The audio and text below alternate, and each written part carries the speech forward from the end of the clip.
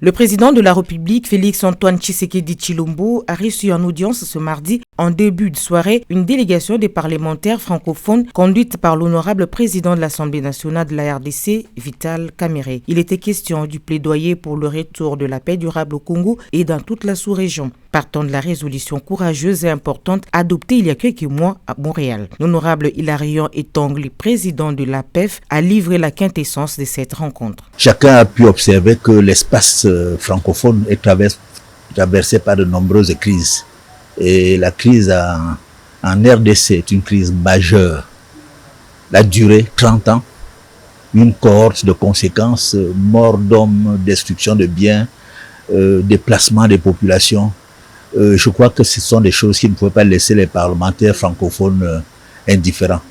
Et notre présence ici est l'expression même de la volonté des parlementaires francophones vis-à-vis du peuple congolais qui a souffert pendant toutes ces années.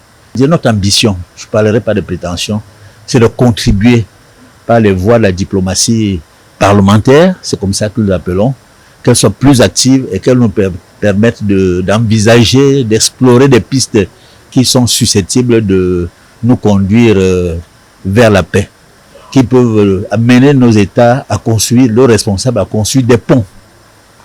Parce que sans paix, il n'y a pas de développement. Nous voulons contribuer à la construction d'un espace francophone traversé par une prospérité partagée. C'est le sens de notre mission aujourd'hui. Je voudrais terminer pour me résumer en rappelant ce que le président Senghor de regretter mémoire disait il y a 1966.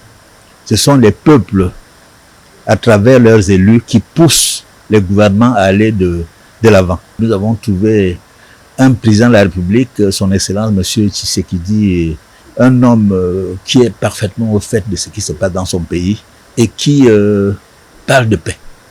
Son message est un message de paix.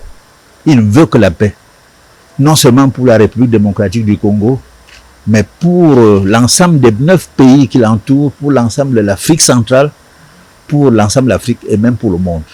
S'il n'y a pas de paix, il n'y a pas de développement possible. Il faut noter que les parlementaires francophones sont plus que jamais déterminés à trouver une solution pacifique à cette situation dramatique qui plonge l'Afrique centrale dans un tumulte sans nom.